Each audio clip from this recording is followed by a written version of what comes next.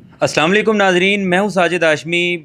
آج ایک بڑی دل دہلا دینے والی اور ناقابل یقین ایک کہانی جو لے کے میں آپ کی خدمت میں حاضر ہوا ہوں۔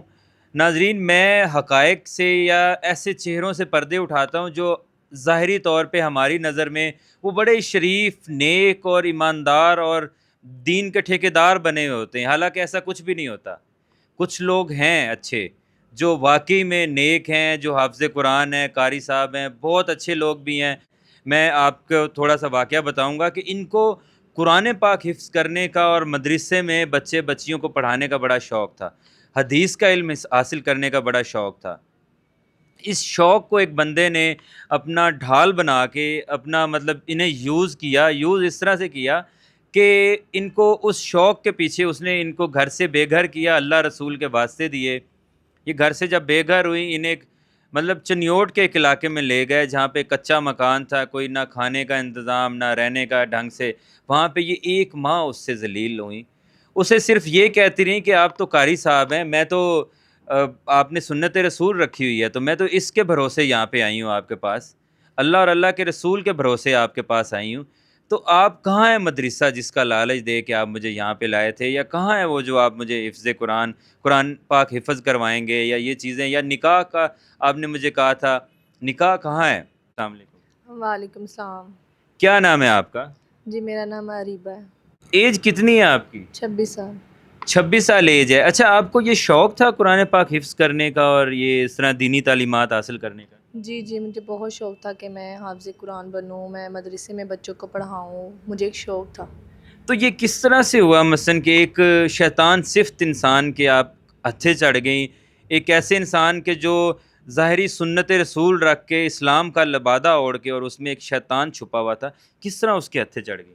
میں نا بس اسی طرح جاتی ہوتی تھی گلی محلے میں، تو پھرتی ہوتی تھی تو کام وغیرہ کے لیے، سودا وغیرہ لانے کے لیے، تو مجھے نا وہاں پہ یہ ملے، انہوں نے مجھے اپنا نمبر دیا، انہوں نے کہا میں مدرسہ ہے میرا اپنا اور میں بچوں کو پڑھاتا ہوں، ماشاءاللہ بہت بڑا مدرسہ میں نے بنایا ہوا ہے، تو آپ میرا نمبر لے لیں۔ تو میں نے ان کا نمبر لے لیا، پھر میں نے ان کو کال بھی کی، ان سے ساری ڈسکس کی، انہوں نے کہا کہ تم مجھے اچھی لگتی ہو، میں شادی کرنا چاہتا ہوں، یہ وہ۔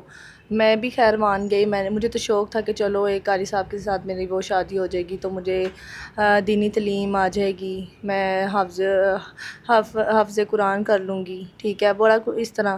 تو بہرحال پھر میں نے ان کو کہا میرے گھر میں آئے، رشتہ مانگے اس طرح، لیکن گھر والے بھی نہیں، انہوں نے ایسا کچھ نہیں کہا، انہوں نے کہا نہیں ایسا کچھ نہیں ہوگا۔ میں بھی گھر والے نہیں مانیں گے؟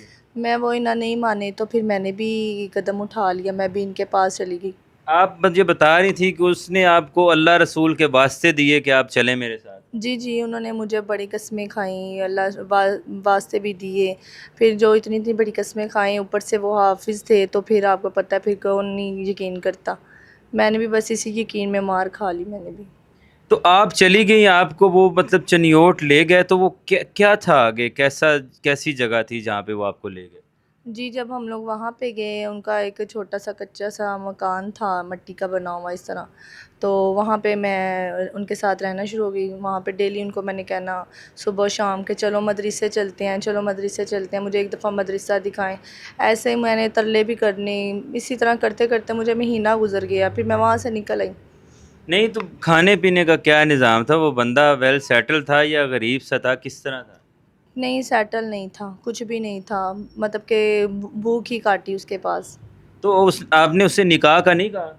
میں نے بولا اس کو، اس نے کہا کہ نکاح بھی کریں گے، صبر کر جاؤ، مدرسہ بھی لے کے جاؤں گا، سب کچھ کروں گا، لیکن کچھ بھی نہیں۔ تو 1 مہینے بعد جب آپ واپس اپنے گھر پہنچی تو گھر والوں کا کیا ریئیکشن تھا؟ جب میں اپنے گھر واپس آئی تو انہوں نے بھی مجھے کہا کہ آج کے بعد تم ہمارے لیے مر گئی، ہم آپ کے لیے مر گئے، بس آپ یہاں سے چلی جاؤ۔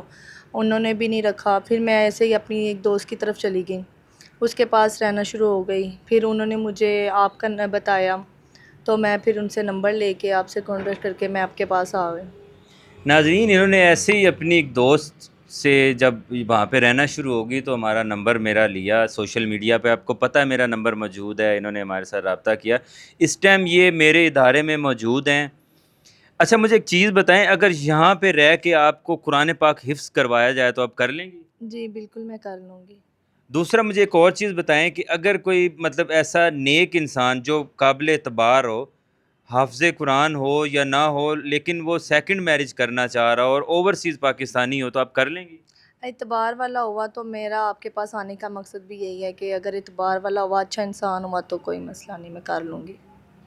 ٹھیک ہے ناظرین، یہ ہمارے ادارے میں موجود ہیں اور یہ مطلب دینی تعلیمات اور قرآن پاک حفظ کرنا چاہتی ہیں۔ کوئی بھی ایسا بھائی جو سنت طریقے سے ان کے ساتھ نکاح کرنا چاہتا ہو، وہ اسکرین پہ دیے گئے میرے نمبر پہ رابطہ کر سکتا ہے۔ اس کے ساتھ ہی مجھے اجازت دیجیے، اللہ حافظ۔